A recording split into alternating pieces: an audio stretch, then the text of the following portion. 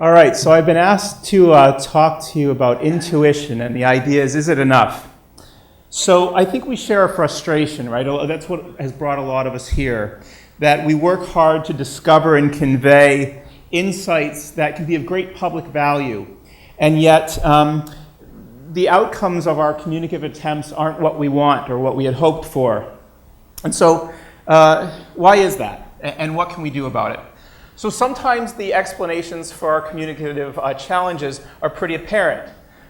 So these are actual pages from two things that I published when I was young. This is a paper about this is from a paper about how people make decisions when they don't know very much. This is about how people try to convey complex ideas in challenging circumstances. So in my discipline, these papers are actually kind of, they're decently cited.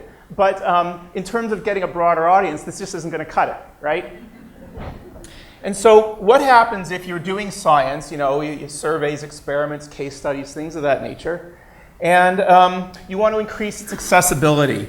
You want to increase its relevance to people who can use it. But you want to stay true to the science. Can we do both of those things at the same time? And so that's our common quest for the next couple minutes. How can we do that? Okay? So what unites us? Okay? So typically we have a goal to engage and inform the public about some issue. Okay? And we put together a strategy, and the strategy would be education. Maybe we put on a conference. Maybe we write a book. Maybe we put together a website. The idea, maybe we try and engage the public. And we work on the theory that if we tell this audience what we know, they'll change how they think, and they'll change what we do. And boy, that's a great vision, right? It's kind of like getting a new car, right? You get this great new vehicle, and you can imagine all the places you can take it, right? In our case, we think of all the minds we can change and the policies that'll change with it. And those are great moments when we're thinking about our persuasive strategy. But when you step back and look at what actually happens, the outcome's a little different. Audiences fail to pay attention to what we're saying. Or if they pay attention, the things they remember are not what we thought they were going to remember. And if we wanted them to act, well, forget about that, right? And so what do we do about this? Well, there is an explanation, right? There is an explanation that's easy for us to give, and it's always available. And the answer is, well, it's them, okay? It's our audience. They're lazy or apathetic, or they have a character flaw that prevent them from seeing the deep importance of what we're saying. Okay? And so that's a useful theory, but I want to suggest a different one. And I want to suggest that if you want to improve your communication strategies, here's a better one line. The problem is us. Okay? The problem is us. Now, one of the things that I work on is attention spans, or at least I work that into my work. And I know that they're short, and you've just eaten. So what I'm going to do now is I'm going to give a 1-minute version of the talk. And those of you who want to fade off or check email or stream video or whatever, just for those of you in the back, because in the front we'd catch you, let me give you a 1-minute version of the talk. All right? So suppose when you were young, you lived near some woods. Okay? And you spent a lot of time in these woods. You played in the woods, you explored the woods, and when you're an adolescent or an adult, no one would doubt that you're an expert on the woods. Okay, so this much is known. So one day, you and somebody you care about, a friend, you go out into the woods, and you walk through the woods, and there's a rainstorm. And the wind is blowing and stuff like this, and you and your friend get separated. You know the woods pretty well, so you can get out of the woods, but your friend is trapped there. Okay, your friend is trapped. So now it's your job to get your friend out of the woods, right? Now at this moment, you might say, well, this is fine. Like, who better than me to get my friend out of the woods? After all, no one would doubt that I'm an expert on the woods. But here's the problem. To get your friend out of the woods, there's two things you have to know. One is the woods, and the other one is where your friend is, okay? The problem with so many experts and advocates is we make assumptions about where our friends are. So we start yelling, take 3 steps to the left, and our friends are walking into a tree or falling into rivers, right? Because we have an idea where they're starting, but we don't really know how they see things. We don't really know where they're starting from. And so the directions that we give, the advice that we give, the science that we try to convey, it isn't connecting because it's not hitting people where they are.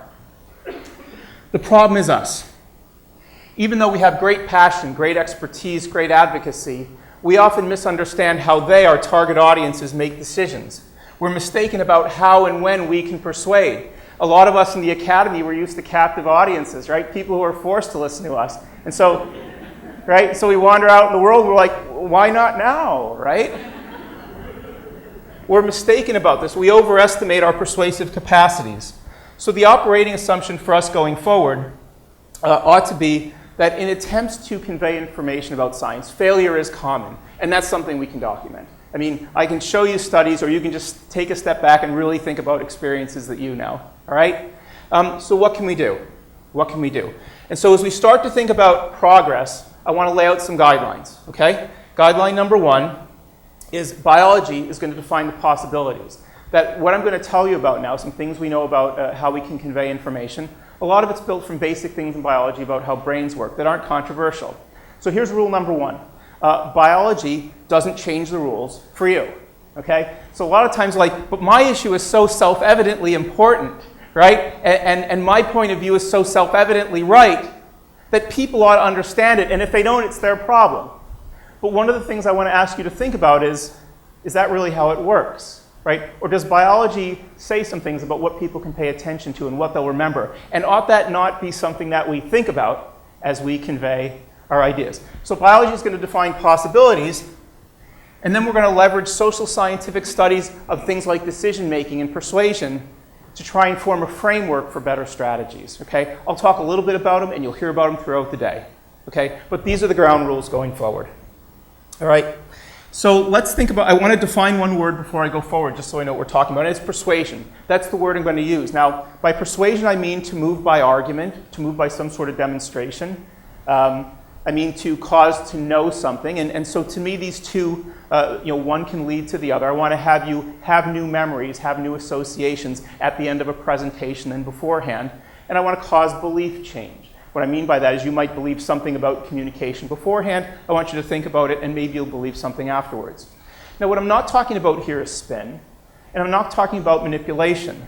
I'm talking about staying true to the science and conveying it more effectively by understanding some things about how persuasion works, right? So that's what that's our shared endeavor at this moment. That's what I really want to do. So let's think about some necessary conditions for persuasion. Not necessary and sufficient. I'm not going to go through the whole list. Just a couple basic things. And so where I want to start off is with a brain cell. We all have them, right? And they tend to work in an interesting way. So learning as we know it, persuasion as we know it, has a basis in organisms like this. So this is something like a brain cell, right? And what happens is, if you're engaged in something, if you're paying attention to something, if you're emotionally involved in it, a fuel comes through here, and it starts to lengthen some parts of the brain cells and widen some parts of the brain cells. And the important part of that for learning is that some of the brain cells, clusters of them, get closer to other clusters. Now, why does that matter to us? Because when clusters of brain cells get closer to one another, we experience that as learning, okay? So let's say you were learning about a wagon and typical attributes of a wagon, right? A lot of times we think of wagons as red. That's an association. One of the reasons we can think about red after we think about wagon is there are clusters of brain cells that represent concepts such as red that are physically proximate to brain cells that represent concepts such as wagon. There's a physical process underlying what we experience as learning. So here's a rule that biology is going to set for us. No fuel, no growth. No growth, no closer together. No closer together, no persuasion. So fuel. We have to have the fuel. Our presentations have to provide that. Where does it come from, and what can we do to make sure the fuel is there? So I want to work through two steps. One is thinking about the science of attention. How is it that we can get someone to pay attention to our stimuli such that the fuel flows into the brain cells? The other is, if people are paying attention to us, should they believe us, or should they just discount what we say? So I'm going to talk for a couple minutes about attention and a couple about credibility. So let's think about attention, okay? One thing you need to know about attention, it's really scarce, okay? So there's a phenomenon called working memory, and it's the physical manifestation of much of what we experience as attention, like what you can pay attention to right now, like me waving my arms, right? Where you're processing that is in something called working memory. Working memory has a really limited capacity. There are debates about just how limited it is, but in a famous experiment about word comprehension, one statistic that comes out is 7 plus or minus 2. And so it's the idea that you can pay attention to 7 plus or minus 2 things at any particular moment. All right? Why does this matter to us? Because I know so many people, experts, advocates, great people, who make a presentation imagining that the audience is going to hang on their every word. Okay? That is physically impossible. Right? Not only is it physically impossible, it is so far from what's physically possible. Okay? So let me just show you how difficult it is. So right now I'm giving a presentation, right? And I'm conveying some ideas. And right now I'm in a battle for a couple of those parking spaces in your working memory. I need you to hold them in there for you to have the possibility to remember them later. All right? What am I competing with? Well, I could be competing with things that you're thinking about that happened before the talk, right? You could be thinking about those now. And if you're doing that, congratulations, but it's harder to pay attention to me. Or you could be thinking about something that's happening next, like you're going to give the next talk, right? I mean, you can't even hear me right now, right? Right? I mean, that's, right? It's just, and I don't take offense at that, right? But it's worse than that. The competition's worse than that. Because I'm also competing with, like, look at that. Isn't that neat? Right? If you're paying attention to that, it's harder to pay attention to me, but it's worse than that. Because what I'm saying right now is competing with what I'm saying right now and what I'm saying right now. So if right now I say something really, really interesting and you're thinking about it, and then right now I say something that's important and you're still on the first thing, right, it's really hard to incorporate the second thing. The point is, we're always engaged in that battle. And the difference between, I think, effective speakers and ineffective speakers can be whether or not you realize it. If you walk in assuming, well, my content is so important, right, and I'm such an expert that I just deserve to win this battle, regardless of anything, that's a losing strategy. But understanding that you're in that battle is okay. Here's another thing I'll point out. If you're looking at a screen right now and not listening to me, some people think, oh, that's very rude. To me, I think that's a window to the soul. Right? Because what we do in conversation sometimes is you'll talk to somebody and they nod at the right times, but how often are they actually listening when they're nodding? It's a social skill. We learn how to do it. Right? The idea we have to engage the battle for attention all the time. Now, how do you win this battle? And the key components of winning this battle is prevailing over everything else that someone could pay attention to. And to make a long story short, how do you do that? I have to speak to your core values. I have to speak to your core fears. I have to speak to aspirations that you have. And if I'm doing that, I have a shot at winning this battle. If I talk in terms of abstractions, if I show you 6 pages of math and you're not into math, regardless of how important the math, there's a distraction. Okay. I'm just going to be quiet for a second because I know I'm not going to win. Right? If I show you 5 pages of math and you're not ready to see it, no matter how objectively important the math is to you, right, I'm not going to win that battle. So we have to win proximate. We have to prevail, and we don't get a free pass because we're experts. Okay? So this is key one. The operative assumption should be you have to compete for this attention all the time. You can do it while staying true to the science, but you do have to compete. Okay? So let's put that in more practical terms. What does a non-scientific audience want? I'm going to give a framework for advice. And the key thing about this framework is what I'm not talking about is dumbing things down. I'm not talking about that in the least. I'm talking about smartening up about how we convey what we know. Okay? So the first thing is trying to make it close. Can I speak to something about which you care? Now, typically that means I have to listen and know some things about you. Right? One of the panelists earlier talked about he didn't like to use the word, we're going to educate you. That's exactly one of these ideas, right? That I'm going to impose something on you. I'm going to throw something at you. How about I try and speak to something about which you care deeply? I try to help you solve a problem that you realize that you or others have. If I can convey the information in that framework, I have a much better chance of you paying attention to what I'm doing. The next is to make it concrete and immediate. I was talking with someone outside about abstractions and how hard it can be to get people to think about abstractions and uncertainty and things like that. And it is. If I want to try and engage an audience in a conversation about uncertainty, I don't start with uncertainty. I don't start with math. What I start is with the killer app. What I start is with, here's a way of thinking about something that helps you solve a problem that you already know you have. And if I tell that story right, maybe at some point you'll want to know, well, how do I do that? How would I figure that out? And if you can get someone to that point, then the abstractions can come. But if you lead with the abstractions, you tend to lose your audience, right? So make it close. Finally, making a possible outcome available to achieve. Sometimes with science, we can tell the story in a way that freaks people out, which can be fine if that's your goal. But if your goal is to actually get people to act or think or do, then if you can find a way to tie your story into something they can actually achieve, a goal that they can achieve, at least in the short run, it engages them. It gives them the ability, it gives them an incentive to think about how what you're saying connects with what they know. And when they put that effort into it, the fuel happens. And when they put the fuel into it, the clusters of brain cells can grow closer together. And the probability of them remembering what you're saying after you've left the room increases. Okay? Now you might say, but wait a minute, this seems like, I'm a scientist, do I really have to do this? And again, all I want to say is, I love what you're doing, but biology doesn't change the rules for you. Okay? So that's where we are here. So now let's say that you've won this battle. Okay? You've won a battle, somebody's thinking about what you're saying now, and the question is, what will they believe? What will they take from it? Because learning isn't what I say directly morphing into a brain cell. Learning is, I present something, and it mixes with things you already know. You do a lot of the work. You fill it in. Okay? And so part of now what you learn depends on what you fill in. A huge part of what you fill in depends on what you believe about a speaker. Okay? So I want to talk about credibility and why it's so important, particularly when we're talking to certain aspects of the public and policymakers. So the question that I have for you is, what is that? And the hint is, the origin of this cartoon is this is a German magazine called Flying Leaves. I know that was of no help to any of you. This figure also appeared in one of the first doctoral dissertations ever written at Harvard University in psychology. Okay? What this is a rabbit duck. Okay? If you haven't seen this before, here's the rabbit, there's its nose, and there's its ears.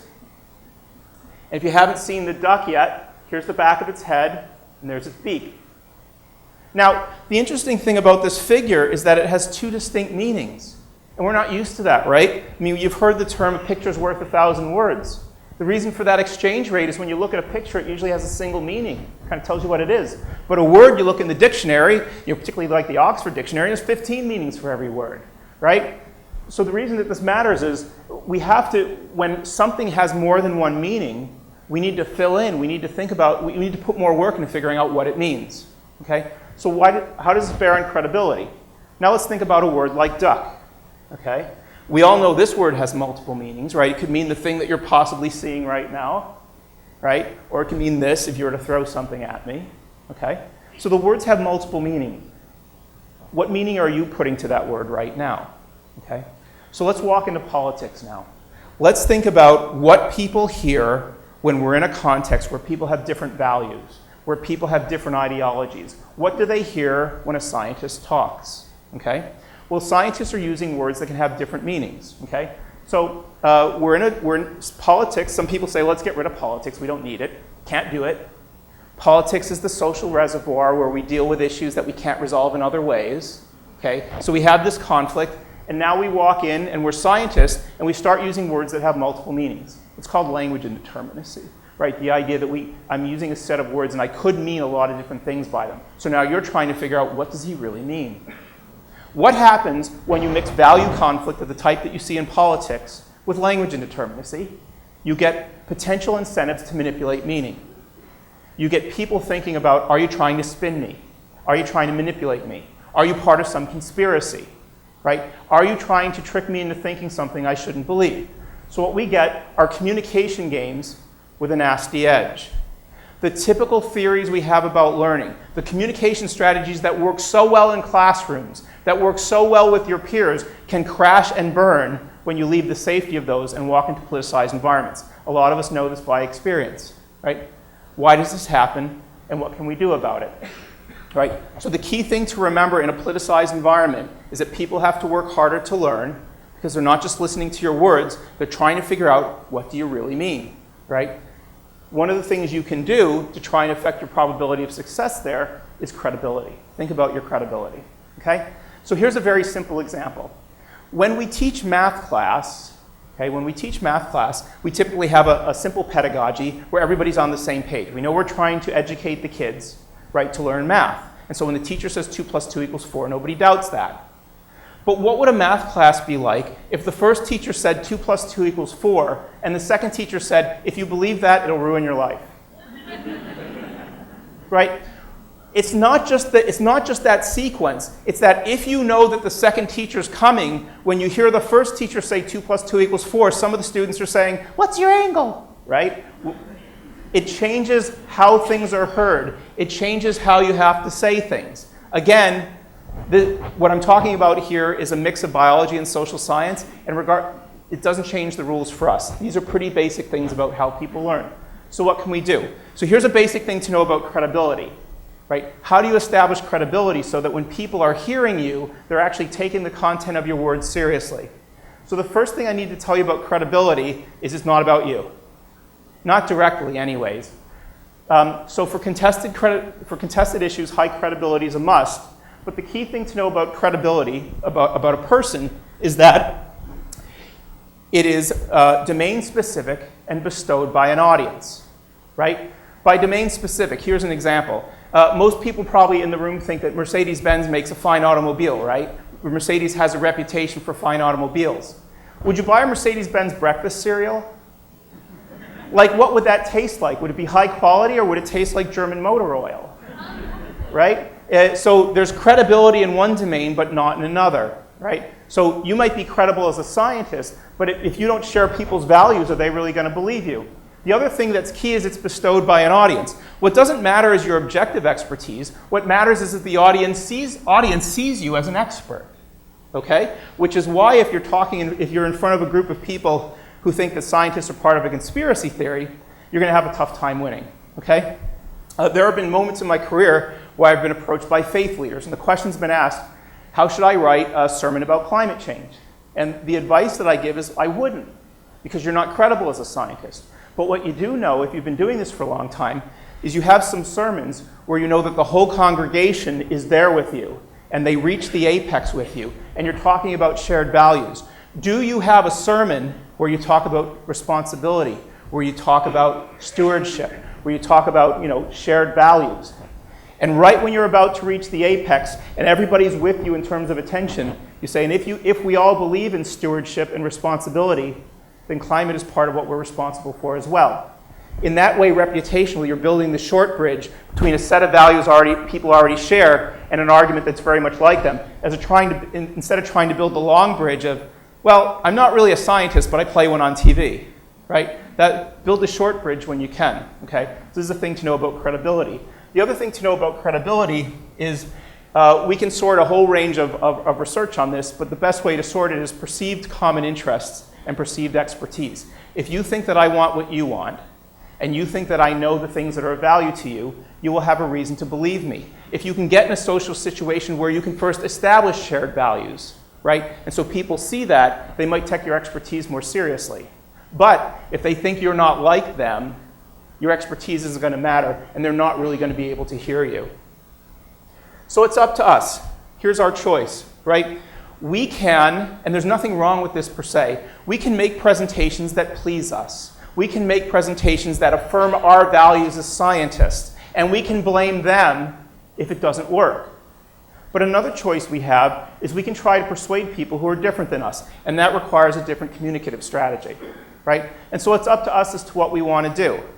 We have a choice, and this conference reflects that choice. We have the option to base our strategies on the sciences of attention and memory and risk and decision making. That option is there before us. More people are taking of it, but we have to decide to do it, right? We can't just rely on intuitions alone. If we follow the types of advice we're getting, there are places we can go that are really great, but we have to decide to get there. Thank you very much.